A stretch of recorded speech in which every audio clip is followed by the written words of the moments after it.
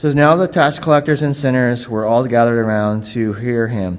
But the Pharisees and the teachers of the law muttered, this man welcomes sinners and eats with them.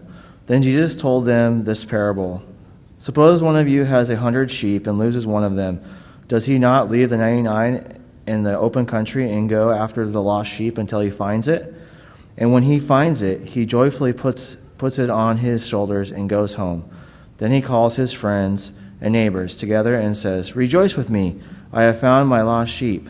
I tell you that in the same way there will be more rejoicing in heaven over one sinner who repents than over 99 righteous persons who do not need to repent.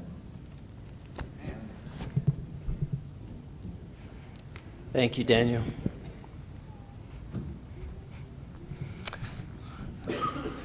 And thank you for coming to the ministry fair today.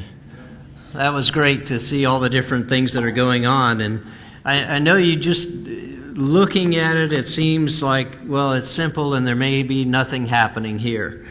But I want you to realize there's a whole lot of things that are going on here. And that's what was good, to be able to see a number of different people who are putting together things and saying, we're doing this part, we're doing this part, we're doing this part.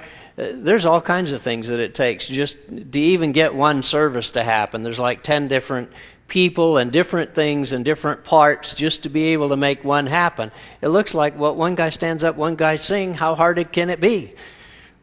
But I'm glad you maybe get a little insight into what Jesse puts into it to make the service what it really needs to be. So that's great. I just think that this is really a good time for Mesa to be able to see what's going on here. Next week, you get a chance to hear one of the guys who really knows a lot about family, about Bible, and putting those two together is going to be really great. And so Ralph Gilmore will be here to be able to speak, and he's got a unique insight into a whole lot of things.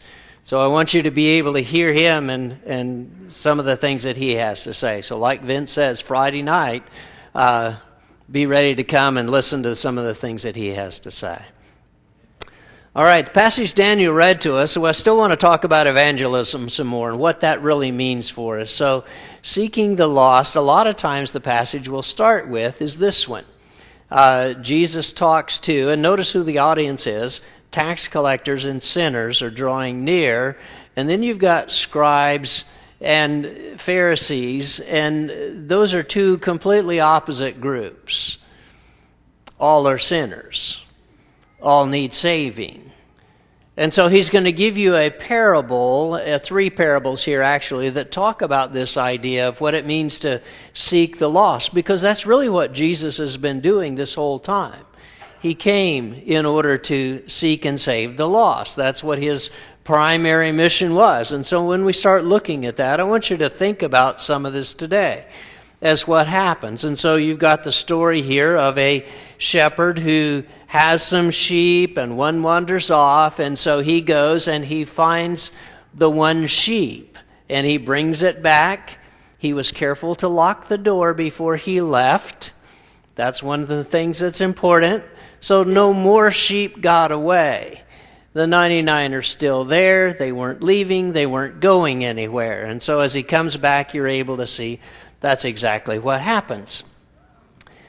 I want to suggest this has nothing to do with our kind of evangelism. And maybe part of our frustration is we take a passage like this and we go, well, this is what it's supposed to be. Let's go over the story again. There is a shepherd who already has sheep. They are his. They belong to him. They have already been converted. These are not wild sheep. These are not unrepentant people. These are people with covenant. These are people who have already come to God, already have a relationship with God, already have a lot of things with God. And if you think about it, the people that Jesus talked to during his time, all of those people had covenant with God. They already had temple. They already had priests. They already had sacrifice. They already had a way. It is not our kind of evangelism to go to somebody who has no clue about God whatsoever. But yet this is evangelism, So don't misunderstand what I'm saying. This is evangelism of prodigals. And so this is prodigal evangelism, and the last story is the story of the prodigal son. And so maybe we can look at that. And I want to suggest to you that there are two kinds of lost. There's, for lack of better terms, the good lost. I know. It's, the good lost and the bad lost. I don't know what else to call them. So the good lost is the sheep who is wandering along, and he just, he may accidentally, have wandered off. Greener grass, other pasture. He's, finds himself not knowing where he is, and he wanders away. More likely, it is the sheep who says, greener pasture, let me see how I can sneak through the fence. Or it's, I'm really mad at God anyway, let me figure out a way to get out of here. There's got to be greener grass somewhere else. And so in our rebellion to God, which seems to be what happens more often, they have wandered away. But they already knew God. They already knew who he was. They already had a worship. They already were set up. They already had all of those things about salvation that were given to them at one point already. And so it's not like they are unfamiliar with God. Are they lost? Yes. That's what Jesus is talking about here. Yes, you go find the one who has wandered away. He's prodigal. He has wandered away, and you bring him back into the fold. But he's used to a shepherd. He's used to a sheepfold. He knows what you're coming back to. He knows there's a manger. He knows there's a place where he's going to be. He knows the whole setup. There's other sheep. When the shepherd leads, we follow. That's the way we do it. They already know the routine. Okay?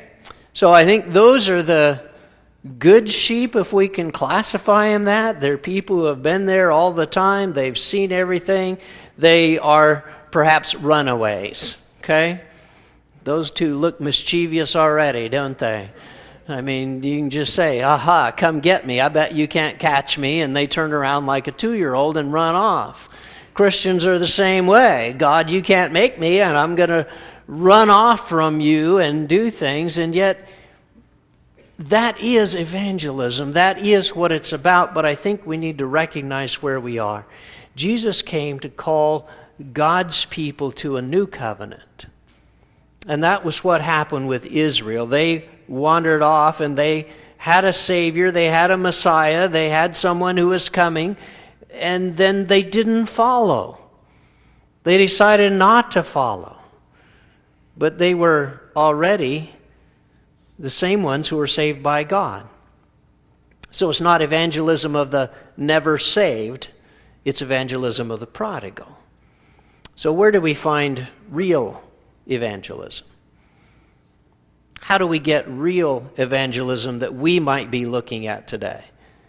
And you really can't go to Jesus. There's a couple of people perhaps, but basically all of the people that Jesus talked to were already sheep. They were already covenant people of God. But they needed to adopt the new Messiah. They needed to, it's like if your parents moved and they said, we're going to be 3 blocks over and 2 blocks down. We want you to come. We're packing the truck. And you said, yeah, fine, I'm going to play in the yard. And all of a sudden you wake up and go, where's my folks? Where's my stuff? How come the door's locked?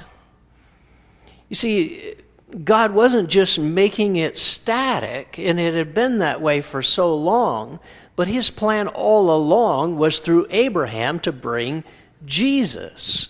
It wasn't to establish a law and just keep that law. That was in the meantime when Jesus was still coming. And so if you reject the move halfway through and say, no, I'm not doing that part, are you lost? I mean, you were saved before, but now are you lost? Well, you're not completing the plan. You're not completing everything God wanted to give. And so, yeah, they weren't. Hopefully this is making sense. So Jesus came to give them a different covenant. So in the days of Noah, what did you have to do in order to be saved? Well, be Noah's kid, right? Because then if you're Noah's kid, you're in the ark.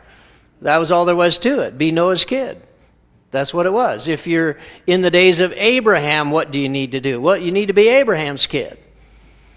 And that's basically it. Yes, there's a circumcision, and then later on there's a law and things like that, but you're already born into it. You're not the wild one. I mean, you grew up in that. And some of us grew up in church. I mean, the church was literally in the basement of my house. You can't get more Church of Christ than where I grew up. I mean, that's really what it was. So, I mean, this idea of the wild sheep and of something far off, it's something different for us. And I think today we do that because we assume we are a Christian nation. We can prove it. Give me a $500 bill. I'll show you. Well, okay, $1. God's on our money, right? God's on our money, and God we trust. It's on our money. Aren't we born into the blessing of salvation of a nation that is blessed by God? No, we're not. Not at all. The only Christian nation, the only nation and people of God was Israel. And I hate to break it to us, but we're not a Christian nation. We're Gentiles. We don't have any place with God. And just by being nice people doesn't mean that we're saved. I've actually heard that mentioned before. Well, these would make great Christians. The only thing they need to do is get baptized because they're already nice people. Wait a minute. I'm not sure we've really understood the process of what God was trying to do here. We aren't born into that. We are Gentile. We are outside of covenant. We have no part with God. But as Jesus was looking at this is his whole principle all the way through. So if you look in Luke chapter 19 and the end of the story of Zacchaeus, he's come and talked to Zacchaeus, and Zacchaeus has repented. He said, I need to stay at your house. He says, I'm willing to pay back everything, because people are kind of griping and complaining and saying he's a sinner. And he is. And so Jesus gives this line at the end after his repentance. Jesus said to him, today salvation has come to this house, since he also is a son of Abraham. For the Son of Man came to seek and to save the lost. Zacchaeus was lost, obviously. But his repentance means he can come back because he's a prodigal sheep. He has wandered off. He is a son of Abraham already. He's a covenant person already who's rejected that covenant because he's gone to work from the Romans. But he isn't Roman. He isn't a barbarian. He isn't a Mongol. All of those tribes that invaded, that said, we're coming in to conquer the world, and they did, and he isn't American. You see, they were special chosen people of God. All right, so what about the bad sheep? Well, happen to have a picture. These are the bad sheep. Can you find them in there? They are hard to spot. There are 4. I will give you a clue. I don't know if you can see them or not. They're somewhat difficult to see, and I always wondered what this was going to look like.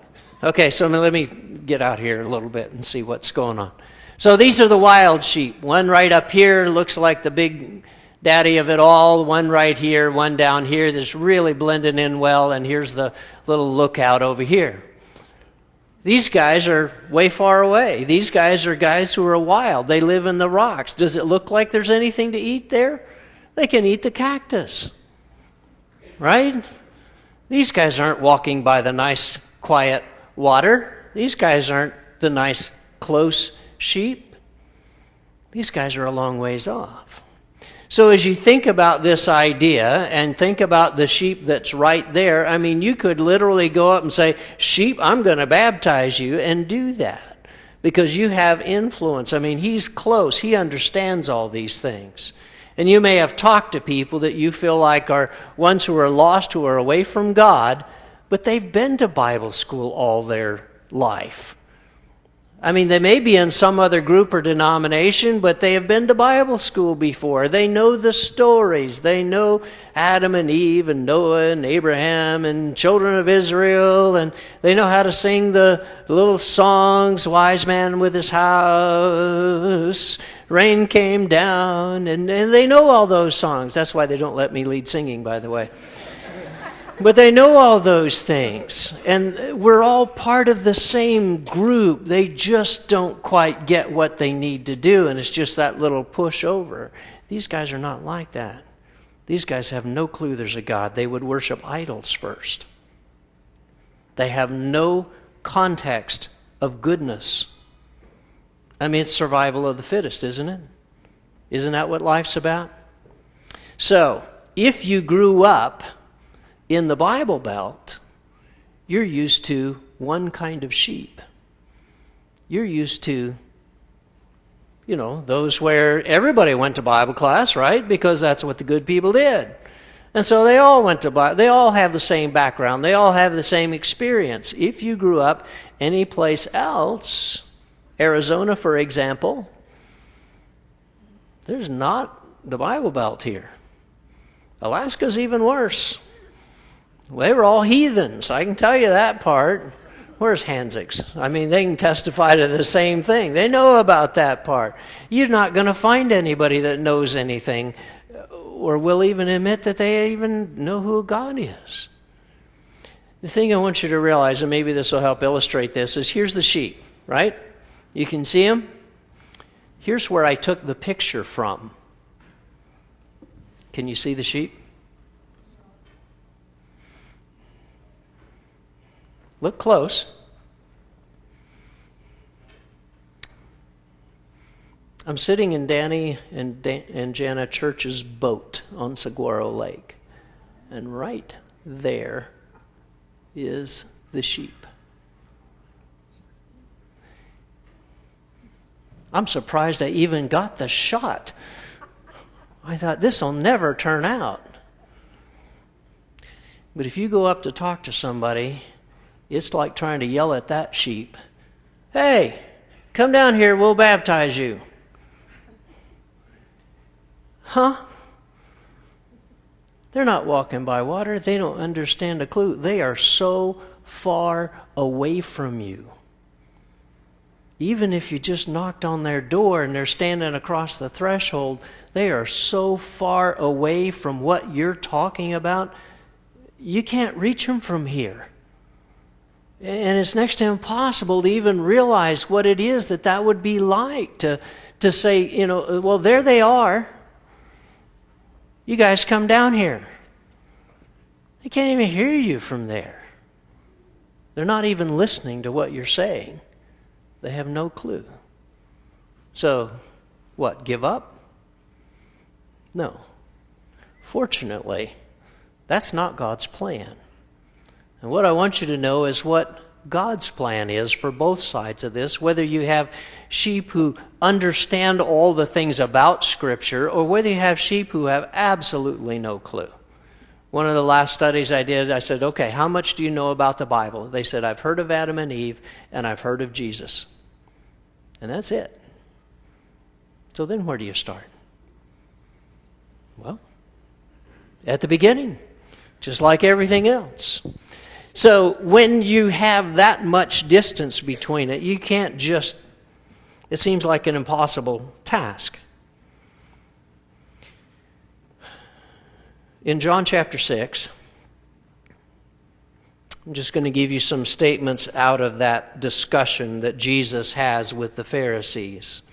He's fed the 5,000, and out of that they seem to want to say, well, why don't you, come and give us some more lunch. And he's trying to talk about himself as bringing the bread of life and the one who would come down out of heaven for them so that they are able to see and that they are able to understand. And that's what you see happening here. And I just pulled 3 statements out of here. It says, "And this is the will of him who sent me, that I should lose nothing of all that he has given me, but raise it up on the last day." Of all that he has given me. Yeah, he's saying God gave me some people. Because I'm talking to people who have been so rebellious and so far against God that there's got to be something else happen here. It's not because we're so good at it. It's the fact that God is giving them to him. In verse 44, "No one can come to me unless the Father who sent me draws him, and I will raise him up on the last day." And so he says, God is drawing people to him. Why do you think Jesus had such crowds? Verse 65, "And he said, and this is why I told you that no one can come to me unless it is granted him by the Father." So God is active in all of this and drawing these people and trying to bring them closer and closer to God. And he's the one who's pulling them. And Jesus says, I'm just taking the ones that he is giving me, and I will give them to him. And they're in this argument about eat my flesh and drink my blood, and Jesus being the thing that sustains life as bread of life, and they're not getting it. And so that's when he gives you this last statement, no one can come unless it's granted him by the Father. And the next line is, and they walked away from him and no longer followed him. Really? Yeah. Standing face to face with him. And Jesus, Son of God, cannot convince them, even though they have the heritage, of what they should be. He says God's trying to draw people, and so maybe that's why you see the people that you see. You see all of not the Pharisees, not the hypocrites, but you see the murderers and the thieves and the prostitutes and everybody else who comes to Jesus, the tax collectors like Zacchaeus. And so they would come to Jesus because God draws people. John chapter 12, you see the statement from Jesus himself. They've brought some to Jesus, and he's at the end of his life. It'll be within the last week. John 12, verse 27, "Now is my soul troubled, and what shall I say? Father, save me from this hour. But for this purpose I have come to this hour. Father, glorify your name." And then a voice came from heaven, "I have glorified it, and I will glorify it again." And the crowd that stood there and heard it said that it had thundered. Another said, "An angel has spoken to him." And Jesus answered, "This voice has come not for your sake, or for your sake, not for mine.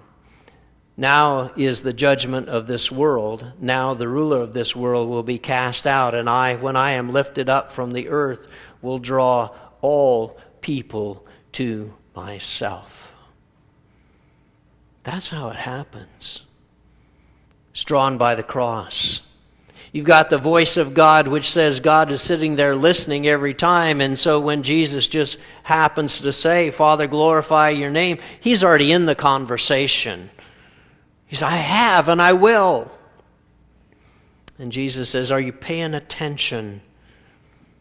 He seeks and saves the lost by drawing them all to him by the blood of his cross. That's how Jesus seeks and saves the lost. Whether they be people of Israel who have been covenant people forever, or whether they be the wild sheep who are so far off no one could ever touch them, except, you know what? They got this crazy idea. There's a God somewhere. And they keep running into him, and they keep seeing things, and they keep running over things, and I can't get this out of my head that there's a God somewhere. And they hear about this guy, and they come to see him, and Jesus draws people because he's Son of God. And I think we need to recognize that and take advantage of it. That's what evangelism is. It's seeing how God draws people, and then we're ready when God draws them. We say, "Okay, this way." It's not as if we are the people who have all the intelligence to approach somebody with a great loudspeaker and blast that sheep way out there on that mountain and convince him, get down here so we can baptize you? Not going to happen. It's not by us to sneak up and hide in the bushes at the water so that if he happens to wander our way, we can get him, jump, quick, let's throw him in the water. And then he runs off and he does whatever he wants to. He's already being pulled by God. He's already seen God. All we have to do is say, come on. Here's the water. Come on. You know you're fighting God. You're not fighting us. We're just here to help you with this process. And we're seeing this struggle that is going on in your head. And the struggle is, I'm not doing well. And God is saying, you can do great if you'll just surrender to me. And they go, I'm not doing well. I know, we're not arguing that point. You're not doing well. We're just here to bring you further, to help you get to where God is. And that's evangelism. That's when you're bringing people. You see, our difficulty is, to use the fishing example, the whole sea is full of fish, and you're going, I want that one. Well, that isn't even the one coming. You got a bunch more up here. No, I want that one. His name is John. I'm going to work on John. I'm going to go get John. And so we pick out one specific fish, and we're going to throw our line out there, and we're going to get John. Thank you for letting me use you as an example, John. Sorry. But I mean, don't attack the one that you happen to see out there. Do they need to come? Absolutely. And just as soon as God can get his hook in them, it's a whole lot better than you trying to get yours. Jesus draws, the cross draws. Well, how does he do that? Sometimes when people saw him or saw his miracle or saw his life or heard his teaching or see you, or see your life, or hear you talk about Jesus, or look at the way you raise your kids, or look at the way you talk about different things, or look at the way you're involved in the world, or look at the way you do your job, and they go, man, what does that guy have that I don't have? Because they seem a whole lot happier than I am. They don't know you've been through all the misery already. It's just you've allowed God to draw, and you finally said, I surrender. And you've repented of your sins, and you've allowed someone to baptize you into Christ so that that old person is gone and you're raised to walk a new life. And here you are. You say, okay, it's my decision. No one, tackled me at the door or anything, and that's what we want, is that type of thing. They're drawn. It's incredible the way you see this. It's also in Ephesians chapter 2 and 11 through 17. It says we've been brought near by the blood of Christ. If you look down at verse 15, he was abolishing the law of commandments expressed in ordinances that he might create in himself one new man in place of two, so making peace that he might reconcile the both to God in one body through the cross, thereby killing the hostility. He says at the beginning, remember that at one time you Gentiles in the flesh called uncircumcision by what is called circumcision, which was made in the flesh by hands. Remember that at one time you were separated from Christ, alienated from the commonwealth of Israel, strangers to the covenant of promise, having no hope and without God in the world. And then Jesus came. Those are wild sheep. If you want to find them in the Bible, they're generally the ones Paul went to. Because he didn't go to the Jews, he went to Gentiles. He says, remember when you were called no covenant people, uncircumcision.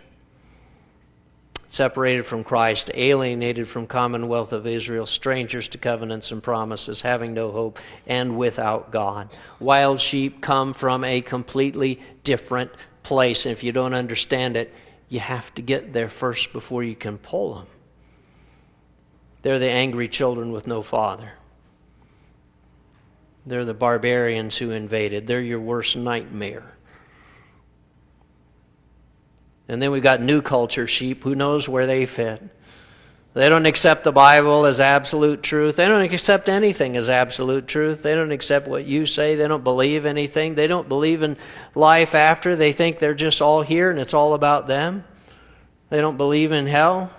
They think they'll be saved by their technology. What kind of sheep are you? But you know what? They can spot a hypocrite 100 miles away. And you better be the right person, because when God is drawing, they're looking. The Sermon on the Mount was to good sheep. As lost as they might be, they were to good sheep. But now in Christ He's brought you near. And He's brought peace by redeeming us in His blood. And that is the message of the cross. Sometimes the wild sheep are the ones who we don't know what to do with. We say, this isn't right. This isn't the way we're supposed to react. Because this isn't where we grew up. If you grew up where I did, this is pretty normal. They're the ones who are distressed like sheep without a shepherd. They've never seen a shepherd. They don't know there is a shepherd. They don't know what to do in a sheep pen. A pen? Really? We're all together? We have to sleep together? What are you talking about? There's a watering trough, a manger? Are you kidding? The other was just new. You follow the shepherd. Why would I follow him? You see, there's a whole lot of adjustment that goes on, and they're all pulled by Jesus Christ. It's the Syrophoenician woman who approaches Jesus about her demon-possessed daughter and asks Jesus if He will heal her daughter. And Jesus says, no, you're not good sheep. You're wild sheep. It's Peter who absolutely would refuse to go to Cornelius' house.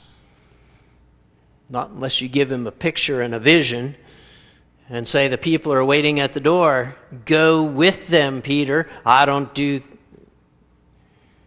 God says, I have pulled this guy here, and you are going to go with them. The widow says, I just want crumbs. Jesus says, finally someone who believes. And then you've got a centurion who needs a servant healed.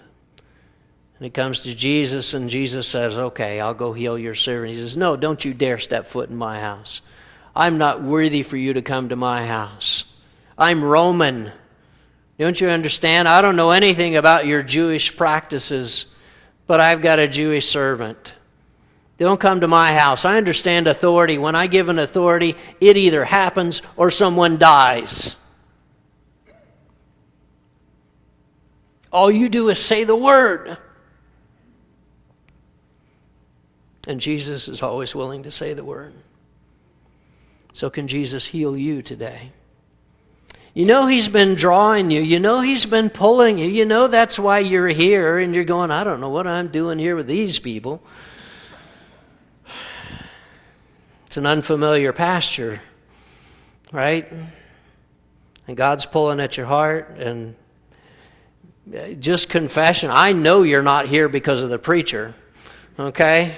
Let's just get that right up front. I know that's why you're not here because of me. You're here because of God. There's no doubt about that. And He's drawing you.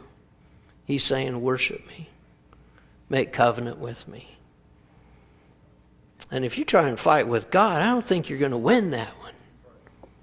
But God's the one pulling you. And we're here to help you with that fight. Help you surrender with that fight. Because God wants you to be saved. And He's pulling you today. Would you come while we stand and sing?